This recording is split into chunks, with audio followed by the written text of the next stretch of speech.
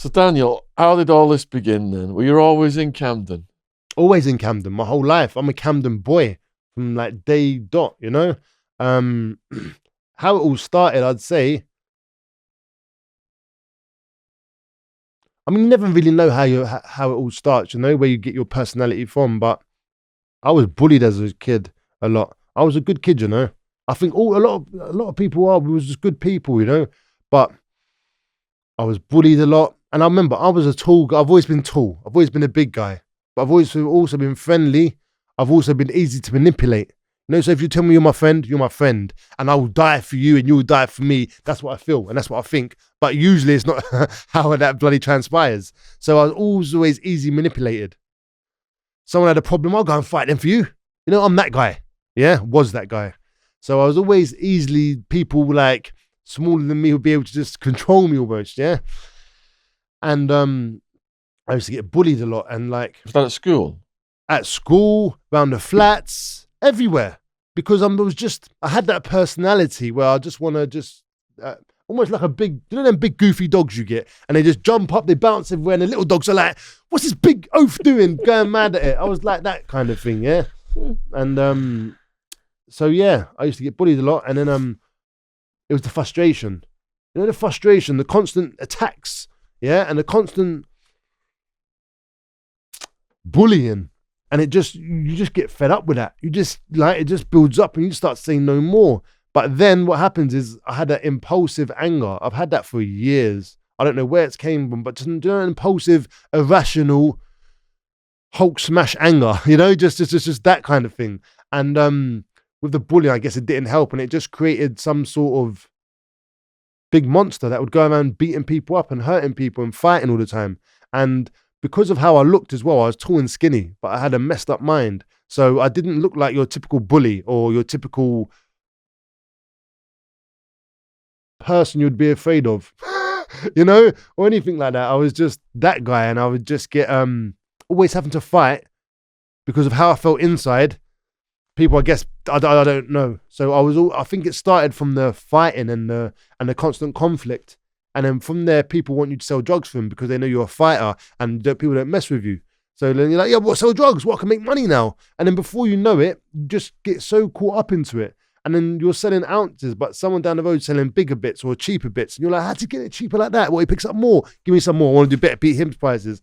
I think then that's how it happened. And I've always been trying to find a shortcut in life. I always want to get rich, but without actually putting in the legwork. I always want to get rich, but without using my brain. You know what I'm saying? So if I can go kick off someone's door and rob them for everything they got, that sounds good. If I can go down West End or go wherever and we can rob some offices and make some, that sounds good. Anything for the shortcut. I think that's where it came from a lot of the time. And how did your parents meet? I'm not sure how they met, but my mum was always from Camden originally, and my dad was in and out of prison. And then, so I'm not too sure exactly how they met, but, oh no, actually, I think it's with my mum's brother. My mum's brother used to hang around with my dad, and then they met up. But my mum and my dad met up. But yeah, like I say, my dad was a drug addict at the time. He was going through his own stuff. And when I was born, I think that's when he was in prison and he decided to get his life in order, go college, get off the crack and heroin, and do something decent with his life, you know? Did you visit him in prison? I was too young for it. So I was literally a baby. I don't remember him ever being in prison. I don't ever remember my mum being on benefits. I just remember it was hard. We'd hide from like the TV license, man. You know, the TV license was knocking the door. Mum would be like, shh. We'd hide behind the sofa and that. but like, yeah, no, I'd never really I'd seen my dad smash my mum's house up a few times, but I'd see the arguments and stuff, you know, but I'd never really seen the negative side of my dad's choice of life. Yeah, too young. Were you interested in any school subjects? No, I really didn't like school. I mean, I think I didn't like school because everyone used to tell me I was smart when I was younger. I'm like, bro, I can't even do schoolwork. Like, what do you mean I'm smart? But I think what it was how I used to, I don't know what it kind of was, but I just think how I see things and how I would be interested in certain things. But I could never just sit there and do the schoolwork, you know? And yeah, I didn't really enjoy school like that, and never really had an academic subject that I enjoyed in school, really. Apart from sports, everyone loves sports, you know? But apart from that, yeah, no. Any particular sports you liked? Football.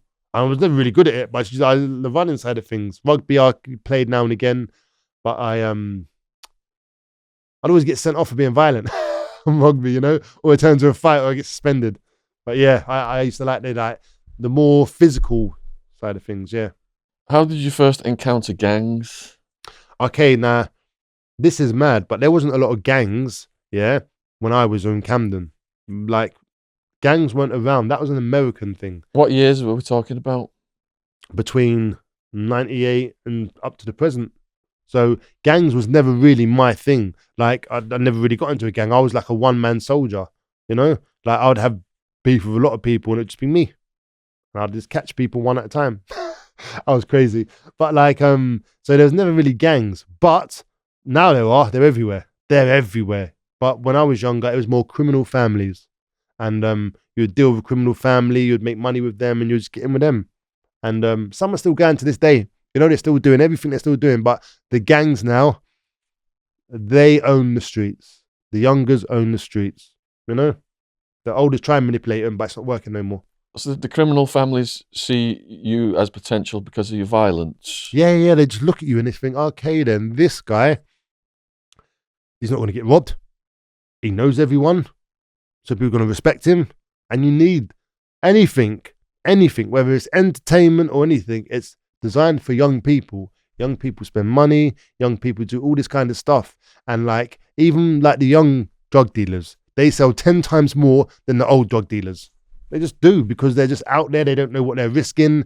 They don't know all the risks they're taking, all that kind of stuff. And they just go out there and they just do that crap. And you got arrested first time at age 12? Yeah. I was, like I say, I was a people pleaser and I was a bit of an idiot. So the older boys would be like, oh, hey, Lazar, what's going on? Blah, blah, blah, blah, blah. And I'm like, oh, what's happening? And they'd be like, I think how it was like, oh, we'll make some money, blah, blah, blah, this, that. And I'm 12 years old, I don't really know too much about money, but yeah, I want some money though. You know what I mean? I'll go shopping and buy some bits and pieces, whatever. And they're like, all right, come with us. So I'll go with these older boys now, yeah? And I still see them, they're still around, like we've laughed about it since. But like, and they would take me like smashing car windows. Like I remember one time they took me to a car. I don't know how this happened. They're like pointing out the window, like, yeah, smash this window, do this, do that. I smashed the one car window. And I'm in there for ages, pulling out this car stereo. And like, I remember 12 years old and that. I run back there with the thingy, and they're laughing. They're like, how did you get to the wrong car? We pointed, I was just a crazy kid. And so they're like, all right, forget car stereos, let's go down Euston. Now I remember from Camden, Euston's down the road. This time, the England match was on. Like, we're just dumb kids, yeah? Well, I was definitely a dumb kid. Yeah, and these guys did not care about me one bit. So the England match was on. And we're in Euston, and I'm going to snatch a laptop for these older kids, yeah? So we go down to Euston, we're looking around for some of their laptop. They're like, yeah, this guy here. So I'm like, all right, cool. Now, I've never done anything like this in my life. I'm straight from the estate, just a tall, dumb kid. And so we go down there now, and I run past this geezer. I'm running past him. I must have done it, like, run halfway up the road. By the time I get to him, I'm almost out of breath. Yeah, I pull his thing. I'm weak, little skinny arms. I pull his thing, only the strap comes off. He's gone like, oh, hey. And because I'm pulling his thing, pulling his like laptop bag. So he's just holding to the bag. I pull the strap and I'm running down the street now with a strap in my hand. And I'm running into Euston Station. As I'm running, I just see about 50 police like that. They're going to the match in Wembley. And this guy's screaming and then there's a kid running. Now the police were all looking at me and they start chasing me. And like everyone knows the car park I'm talking about. It goes down. It's got a spiral in Euston, yeah? You can go down it to get down it and you go up it to get up it on the other end. I've run down there, yeah? It's like a whole row of policemen running behind down the spiral. But I'm thinking, as soon as I get down here, I'm gone. It's dark. I can hide under a car. But it was locked. It was locked. And I'm like, it was horror. I'm just like, and then they just grabbed me and that, took me to the thing. My dad was so confused because I didn't smoke weed. I didn't do anything. And now I'm in Euston, been arrested for robbing laptops. And I'm not telling my dad anything. Like, what was you doing? Who was you with? Nothing. Nobody. Like, madness. Yeah. I don't think he ever really knew. Because obviously he died. He killed himself like 10 years later. Not even 10 years later, like 7 years later, man. So he never really got to hear that story of why I done that. But yeah, man. That was my first ever encounter with the law. So was it like they just give you a caution or they just let your dad get you? When you're young, this is the thing that messes you up a bit. Unless it's really serious, they're going to keep letting you out. they're going to keep letting you out. If you keep arresting for burglaries, as long as you're not stabbing people, as long as you're not a violent threat, as long as you're doing crime for monetary gains, they're going to let you out. They're going to let you out. I'd go to court pissed off that I have to go to court because I know it's going to be nothing. The first time I ever went to court when I was 18, they sent me to prison. Yeah, so like it's definitely a different. When you're younger, you get so many chances, so many. What was the case that sent you to prison? Oh my God, I sent myself to prison the first time. People pleaser, even pleasing the police. I'll resolve your case. So anyway, I was a commercial burglar and we used to do offices. We used to just do a lot of commercial burglaries, all Apple Mac stuff, G3s and G4s they were back then, and Canon Fireys as well. And we used to rob all stuff like that. And it was a good way of making money when you're young because all you needed was a new pair of trainers and some other bits and pieces. So what happened? I'd been arrested. I'd been arrested for like 2 burglaries and then they'd gone and raided my house and there was like loads of computer chips and all other stuff. Like just stuff that linked me to like maybe 4 to 5 burglaries, yeah? And now there was a thing just come out. It was called TIC. Take into consideration. A few of my friends had done it. The difference between me and my friends is my friends was already in prison. Yeah? And they're just trying to clear up some cases. I was not in prison. I was out. So I said to the police, what about TICs? They're like, yeah, you can do TICs and basically you write it down and the judge don't get. I'm thinking wicked. I TIC'd about 30 burglaries. Yeah, and that's why another why my criminal record is long. Because I just started TIC and everything. I remember TIC and 2 burglaries I didn't do, but my mate had done. I'm thinking I round it off. So I'm thinking, you just tell police what you've done. They write it down. They say go home. That's what I thought in my head, yeah. So they're writing it all down, yeah. All around London, like just terrorized, yeah. And get to court, and when I get to court, yeah, it's just like all the other courts. I'm there with my friend, yeah, and we're laughing in like the not the witness box, you know, in the public gallery. So we're in the public gallery, and like we're just having a laugh, like cracking, joking that, and like the clerk of the court comes over, is like the judge has asked us, can you be quiet, please? Never happened to me before. Judge is rude, man. Not like the juvenile judges. You know what I'm saying? So anyway, the judge don't even know who I am by this time. And then they're like, all right, next case, Mr. Lazar. So I come out of the bloody gallery and I go into the thing here. The judge is just looking at me. I'm like, okay. And then they're talking. And they're like, Mr. Lazar's been very active, but he has been helpful for the police. He admitted 30 burglaries, blah, blah, blah, this, that, the other. And then the judge was just like, you know, like he had them glasses looking down over the thing. And he's like, Mr. Lazar, blah, blah, blah. I don't listen to the judge because I just don't know what they say. They go use big words and all this other stuff. So I just go into another place. Bangs his hammer down, like, cool. I go. Some black like security officers like, grab me. You're going to prison, mate. No, you're on remand. I'm like, what's that? Because all I've ever heard is bow my whole life. They're like, yeah, you're going to prison. I'm like, Feltham. I'm like, oh my God. So yeah, that was the first ever time I went to prison, bum. The first ever time I went to adult court. I basically put myself in there. If I just got arrested for the 4 burglaries and shut my mouth, cool. And I found out later that the only reason my friends TIC'd the gaff was because they cut themselves and they knew they had cut themselves, so their DNA would come back. I was just TICing gas for the fun of it. I'm like, that one. They would never have caught me. I sent myself to prison.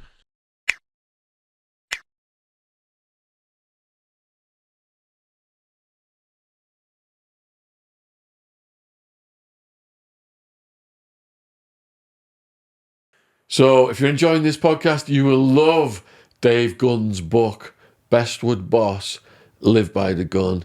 It's got hundreds of reviews on Amazon. It only went up this year, 4.3 stars. And I'll read you the back of the book. The jaw-dropping inside story from the boss of the only organised crime group in the UK to be classified as a cartel.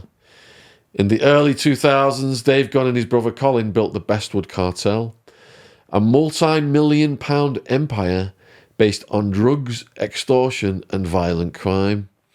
During a time when Nottingham was labelled Britain's gun crime capital. The second season of Sherwood, if you watch that on the BBC, crime drama series, was inspired by the activities of the Gunn brothers and the deadly crime wave in Nottingham, which earned the city the nickname Shottingham. According to the media, the Gunn brothers ruled some of the city suburbs with an iron fist, drove around in flash cars, and were dripping in expensive jewellery. They saw themselves as protectors of their manor, a modern-day mix of Robin Hood and the Cray twins. As the violence escalated, including brutal punishment shootings between rival gun gangs, the police launched Project Starburst to dismantle the Bestwood cartel and its rivals. So much was written in the media about the Gun Brothers and in books such as Hood's, but no gang leader has ever detailed a real-life warfare in Nottingham in the early 2000s. In Bestwood Boss, Dave Gunn sets the record straight with the first ever insider's account of what led to the blood-soaked ganglands. I'll put the links in the description box. And I really enjoyed Dave's audiobook. So check that one out. Especially if you're busy, if you're on the road or you're doing stuff, just get the audiobook on. Thank you for watching. Cheers. Watch Dave Courtney's Underworld, The Craze, out now on various platforms, Amazon Prime, Plex, and for American viewers, Tubi TV. The film includes exclusive interviews with former members of the Craze gang, revealing remarkable insights into the 60s criminal underworld.